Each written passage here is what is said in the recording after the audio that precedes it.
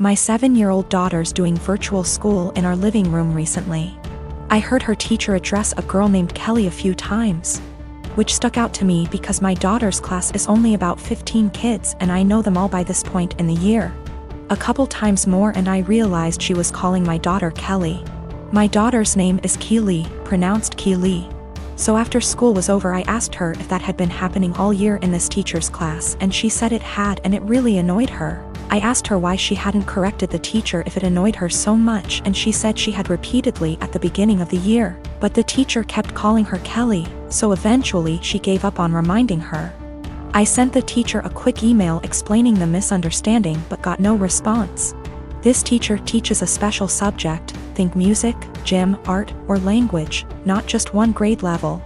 So my daughter will be in her classes for the next several years, so we couldn't just wait it out. And how moments like these are handled now will set the stage for how my kid deals with similar situations on her own in the working world. I encouraged my daughter to come to class early or stay later again, thinking maybe she hadn't heard or understood her last time. So a quiet one-on-one would be better. She got to the class early and she told her very politely that her name was Keely like really, instead of Kelly like jelly. And that people often get it confused, so she just wanted to clarify. So class starts and sure enough she gets called Kelly again almost immediately. So there's only so much self-advocation a 7-year-old can be expected to do. I just walked over and said, "Hi, this is Keely's dad. Hers name not Kelly. It's Keely." A few hours later I had an email in my inbox inviting my wife and I to a parent-teacher conference with the vice principal. The long and short of the meeting ended up being the school feels that while the teacher probably should have learned her name, that the real problem is she feels I challenged her authority by correcting her in class and that the names were similar enough for it to not have warranted such drastic action. That surprised me. I couldn't believe a meeting was necessary, let alone that it cast blame on us. I can't tell if I'm being that annoying, my kid matters most parent that my grandmother the school teacher always complained about, or if the teacher should just learn her damn name, because that's a basic part of her job. I am 25 years old, my brother is 22. He lives with me since he moved out of our parents' house, reasons are irrelevant. I came home to find him with his buddies in my home, getting wasted. I was pissed because he never asked if he could have people over. I'm an adult OP, I can do what I want. Apparently he and his friends were throwing a bullet-dodged party. He had been seeing this girl for a bit. She texted him letting him know that she was pregnant, but planning to abort the baby. She asked if he could financially help her pay for the operation. He blocked her. I was horrified. Apparently he and his brilliant friends decided that she had lied about taking birth control, because it's impossible for women to get pregnant if they're on the pill. I was completely disgusted not only by their ignorance towards birth control and safe sex, but by the fact that he would block a girl and leave her completely on her own to handle a problem that he was at least 50% responsible for. I told him, in these exact words, "Pack your shit and get the out." Obviously more than this has happened in the past. But this was my breaking point. I had tried so hard to bend over backwards for my baby brother. House him when he was homeless, help him get a job, give him rides, only for him to turn out like that? Nope. So anyways, he and his friends stood there like they didn't think I was serious. I said again, "All of you get the out.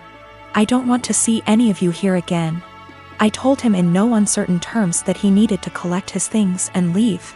If he was old enough to make big boy decisions, he was old enough to find a place on his own. He straight up said no. So I lost my temper. I grabbed as much of his stuff as I could, crammed it into a suitcase, and put / through the suitcase outside. I shouted that if he didn't leave I would call the police. Fast forward tears and begging, he was finally out. That night I got several messages that I was heartless for making him homeless. The pregnancy wasn't his fault because, 1, it was an accident. 2, they weren't a serious couple so he has no reason to help her. 3, she should have been more careful. I called bull, and said I would never allow someone with that sick mindset live under my roof. I said that he is not my brother and I don't want anything to do with him. My parents, my aunts, and some cousins are with me, but that leaves about 3 / 4 of the family against me. They think that I should support him because he is my brother. I should have given him time. He's not on the lease BTW. And he was supposed to pay rent but often didn't, and the punishment just didn't fit the crime. I am currently trying to track the girl down. She is an old work colleague of his. And am trying to find his old co-workers to figure out her contact info and see if I can help in any way. I have a sister who has a husband who is the poster child of weaponized incompetence. They have 4 kids and she's pregnant. My sister works a full-time job, 40+ hours a week, cleans her entire house, cooks, takes care of all her children without him doing anything. It is seriously mind-blowing that she wakes up at like 4 a.m., cooks breakfast, does chores, gets all of her kids ready for school, takes them all to school and daycare, and all he does is stay home and work. And when his kids get home, after my sister picks them up, of course, he will play with them for a little and play video games until he falls asleep. She actually makes more than him. My fiancé and I had to stay with them for 6 weeks while our home was being renovated, and since we both WFH, we helped her, and it is amazing how much happier she is when she has help. I helped with the kids, and my fiancé even drove her to doctor's appointments. Her husband literally only acknowledges he is a parent when his family is around, then he is a God-fearing, hard-working father of 5. He is the one that wanted more kids. She wanted to stop after her last baby, but he needed more boys. I am seriously concerned not only for her, but her kids as well, because now her oldest is seeing what's happening and trying to help, but my sister is prideful and refuses to let her child do anything. Me and this man have never gotten along. He's been acting like this since their 8-year-old was born. I've tried talking to her about leaving, but she doesn't want her kids to grow up in a broken home. And unfortunately, her experience with our parents' divorce was completely different than mine, so she doesn't understand that a divorce would benefit her kids here because she thinks they need their mom and dad together. Cut to this past weekend, her and her husband threw a pre-Thanksgiving potluck where our entire family plus his was there. I stayed with my sister a few days before because I knew he wouldn't help. So we're at dinner all talking, and I mention we are trying for a baby, and my brother-in-law makes an offhanded comment to him about how hard fatherhood is. And I snapped and said, like you would know. He looked taken aback and asked me what I meant, and I unloaded on him, calling him a pathetic excuse for a man who makes my 8 months pregnant sister do everything for their family. I went off for a solid 10 minutes and he sat there shrinking in his seat. I left. Last night my sister called me and thanked me for standing up for her and told me she appreciated me. Although today I got a very nasty text from him telling me I'm a terrible person, and because I lied in front of his family, his mom is angry at him and is moving in with them to help her out, and I've made him the laughingstock of his family. He certainly thinks so. Ex and I had way too young. We're friendly co-parents. One big rule we share is if our daughter breaks something, she pays for it. Now, sis and I are the only grandkids. Aunt never married. Instead, she worked with GMA and GPA at their Seams Tri-store and took it over when they retired. Sis's girlfriend proposed last year. GPA offered to make FSIL a custom suit, which she was over the moon about. GMA had me ask Sis what her dream dress was and record the convo. Sis, thinking it was just between us, told me in great detail what her dream dress was, though said it was way too expensive. So she would get something much cheaper. Well, a few months later GMA surprised Sis with her dream wedding dress. It FOT perfectly and everyone cried.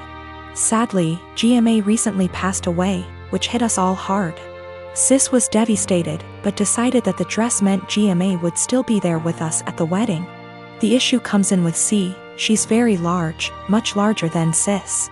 3 days ago, we decided to go visit Sis and see how she was doing. It was great, but then C asked if she could try on the dress. Sis politely said no. C made a face, but dropped it. Later, we decided to go grab dinner. Sis and I went to pick up our orders, but C decided to stay and play with Sis's dog. We got back, and the dress was destroyed. C had apparently tried to get it on, popping some seams, and got stuck. Instead of waiting for help, she cut her way out. The dress was hacked to bits. Sis was devastated and asked us to leave. I grounded C and called Aunt with some pictures, asking if it could be saved. She said there was no. She said she'd make a new one, but it wasn't the same. Then she dropped the bomb on me. GMA had hand-sewed most of the dress, used super expensive fabric, and put almost 500 hours in making that dress. Since it was the only family wedding we'd have. In total, the dress cost $12,000, give or take. C has about $15,000 saved from various jobs, as well as winning writing competitions. This was supposed to help her in college. I took her to the bank and set in motion transferring all the funds, since as her parent I still have control over it. $12,000 to Aunt to pay for the new dress. $3,000 to my sister's wedding, as an emotional distress tax. I explained exactly why this was happening to C, but she sobbed the entire time, asking what was she supposed to do for college and saying it wasn't her fault. I told her she could get a job if she didn't get a scholarship. And it was her fault for trying on the dress after she'd been told no, and for not waiting until we got back. A few popped seams could have been fixed. Hacking the dress to pieces couldn't. C told my ex, and while she agreed C was in the wrong after the full story, said I shouldn't have ruined her future for a free dress. I reminded her of our rule, and she still thinks I'm wrong. $3,000, that was to make up to my sister that C destroyed the last gift our dead grandma ever gave her. I consider that part of the price of destroying the dress, since even if Aunt remakes it, it's lost a great deal of its sentiment value. I pointed out how young we has her because I wanted to explain how a 31-year-old has a 16-year-old kid. I do not resent having her, she's the best thing I've ever done. I also brought up C's size because Sis has Crohn's disease and thus is very tiny. The dress was made her for size, and C is much larger than Sis. I love C as she is, but just holding the dress up, it was clear it wouldn't fit. The money was C's have fun at college money, not her college fund. My ex and I are paying for whatever scholarships don't. When she was asking what she would do for college, she was asking what did she do for fun and to buy things we didn't pay for. I got off the phone with my ex. I sent her the pictures, and she freaked. She apparently didn't believe me when I said it had been hacked apart, and believed it was just a few torn seams. She was pretty much on my side after. She told me that she spent the day badgering our daughter, asking her why she did what she did. And finally she cracked and said she was mad that grandma wasn't alive to make her a dress, and that it was unfair. My sister got a free beautiful dress as a reminder when my daughter got nothing. Despite the many things she was given after the funeral. She tried it on, took it off when the seams popped, and then in anger hacked it apart. If she couldn't have a dress from grandma, no one could. Her own words. Honestly, knowing she did it on purpose has just made things worse. The fact that she could be so